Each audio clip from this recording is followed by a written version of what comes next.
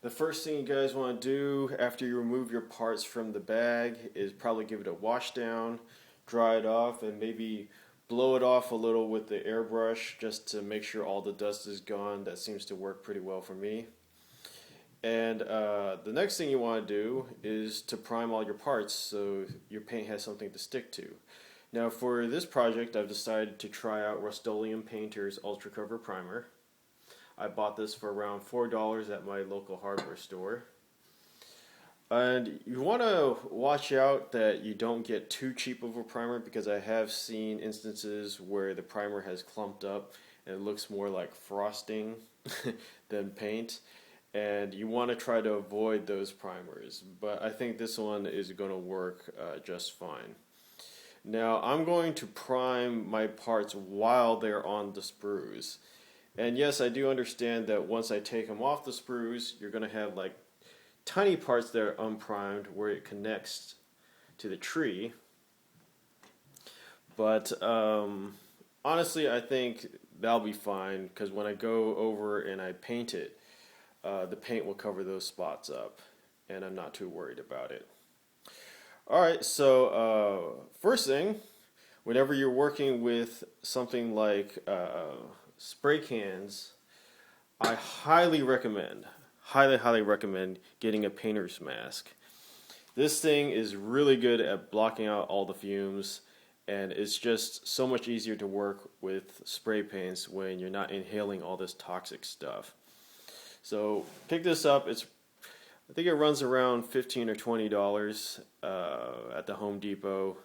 It's a really good investment if you decide to do a lot of spray painting. And when you start to prime, at least before you prime, you want to stir the spray can, from what I'm told.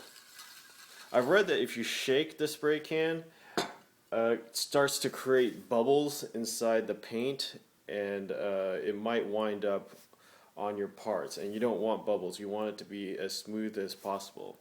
So just stir it, and I would stir it for a good 2 minutes before you start. Alright, well, let's give this a try.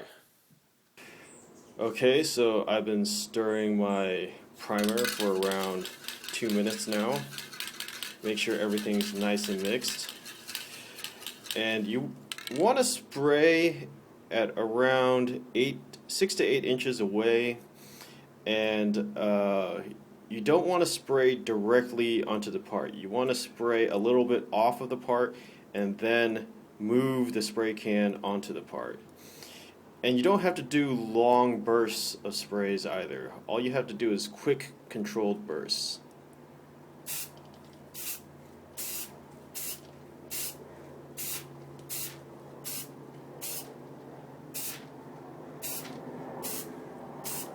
Just like that. Let's move the part around. And as you're spraying, always stir it a little bit more. Make sure that everything's mixed in.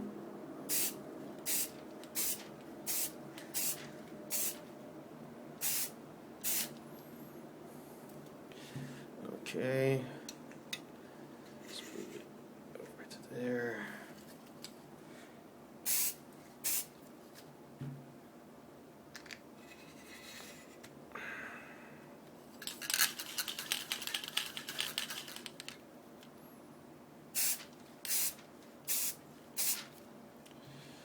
And there you go.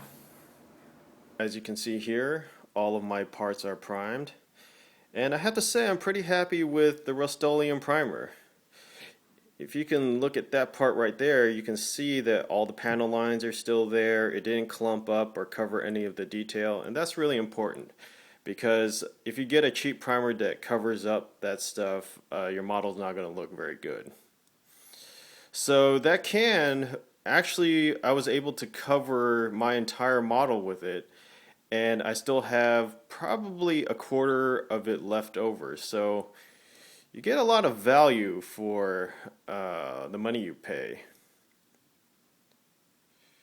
Let me see if I can show you some detail here in the sword. Yeah, so this looks pretty good to me. All right, well, I'm going to let this dry overnight so that I make sure everything has been cured properly. And after that, we're going to start assembling this thing.